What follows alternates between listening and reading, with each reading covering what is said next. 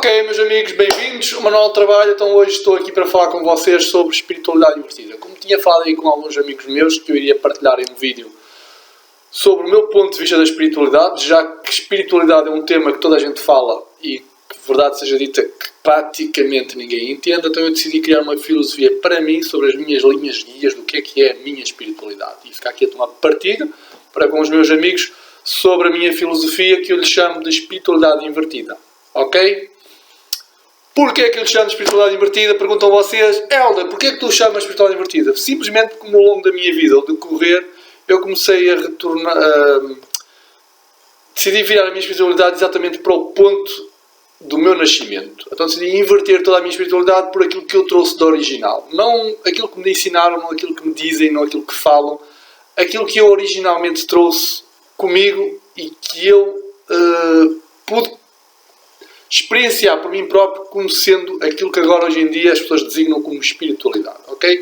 Então, aproximadamente os meus 2 anos, como já tinha aqui um bocado referido, eu tive aqui uma fase na minha vida em que eu passei por um processo de, digamos, de morte, quase morte, andei ali num processo assim um bocado... então, a partir dos meus 2 anos para lá, provavelmente por esse incidente, a minha mente ficou mais ativada. E uma das coisas que me passou a focar muito tempo em criança era o meu corpo.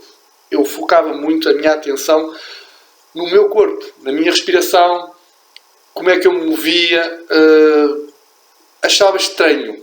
Eu entendia que o meu corpo era como se fosse uma entidade que não era minha. É como se eu estivesse a incorporar, como se fosse uma máquina, um carro, algo que eu fosse meu. Então eu passava muito tempo dos meus 2 anos, até aproximadamente dos meus 6 anos, o meu corpo era uma coisa que me fascinava, cativava imenso. Ao ponto de eu me sentar, sempre que eu me via sozinho, eu ficava concentrado na minha respiração. Talvez por estas experiências minhas, eu consegui entrar num estado em criança com memória que eu designava como estado do absoluto. É mais ou menos aquele estado em que tu entras quando estás em devaneio e estás agora aqui, estás focado em algo e de repente parece que deixas de ter consciência, não sabes onde é que andaste e depois de repente retornas e ficas aquele lapso. Eu, em criança, simplesmente entrava nesse lapso, mas com consciência. Então, eu entrava num estado daquilo que eu designava, que eu hoje designo como estado do absoluto, que era um estado de consciência, de serenidade, em que eu ficava ali pleno. Não tinha a noção do meu corpo, tinha a noção de uma realidade além do meu corpo. Era algo que não dava propriamente para descrever, apesar destas experiências terem se repetido ao longo da minha vida, em menor escala, em menos frequência que na minha infância. Era um fenómeno que acontecia com muita regularidade. Aquilo que eu pude entender na minha espiritualidade original é que nós estamos, desde que nós nascemos, estamos intrinsecamente ligados a este estado absoluto. Só que é um estado tão natural, mas extremamente natural, que a nossa mente não consegue identificar. Como ele nasce connosco, a mesma coisa que beber água ou ver os efeitos da água no nosso corpo. Como é algo que a gente faz desde criança até os dias de hoje, é algo que a nossa mente pura e simplesmente ignora.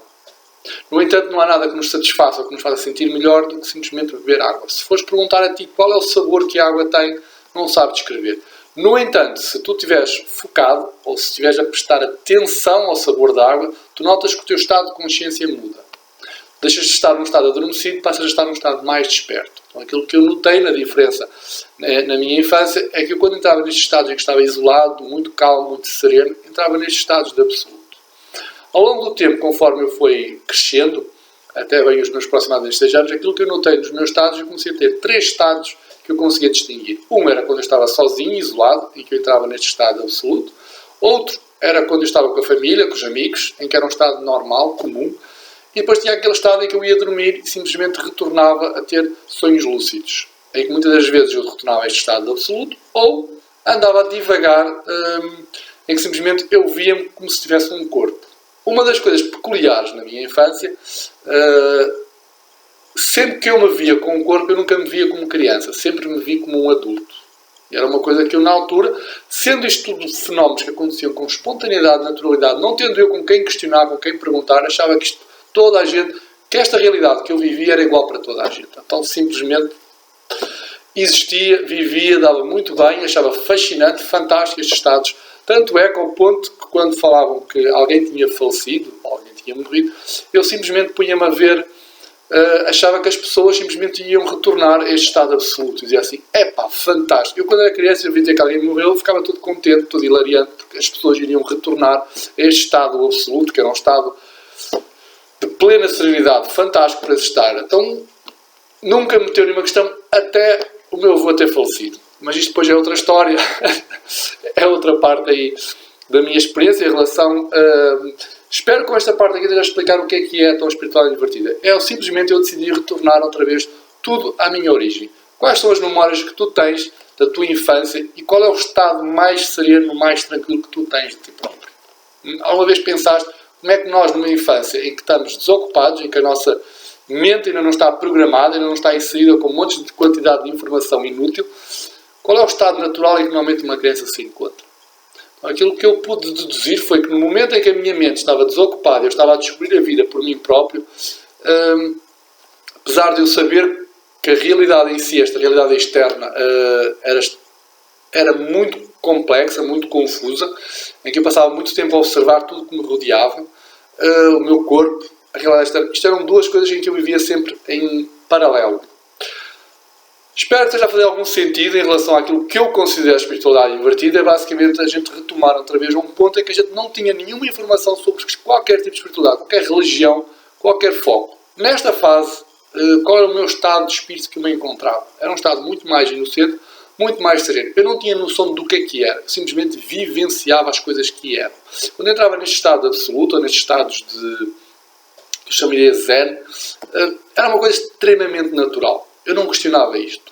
Estranho foi eu ter passado a minha infância com estas memórias, depois de ter entrado ali para a escola e ter passado ali por um processo ali que não foi muito fácil para mim, retornar depois de ter estudado, ter tirado muitas formações, ter aprendido sobre tudo um pouco com toda a gente, que eu cheguei à conclusão em que dizem, peraí, então tudo aquilo que me falam sobre espiritualidade, tudo aquilo que as pessoas procuram, desejam, que querem, peraí, eu nasci já nesse estado.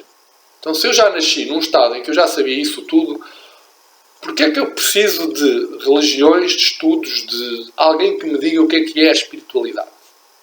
Então, esta foca aqui da espiritualidade invertida não é nada mais, nada menos do que nós retornarmos a nossa memória, o nosso foco, ao estado em que nascemos.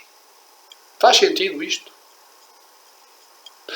Óbvio que tem aqui muito mais coisas para se poder desenvolver e falar, não é, meus amigos? Vou parar por aqui. Espero que tenha feito sentido.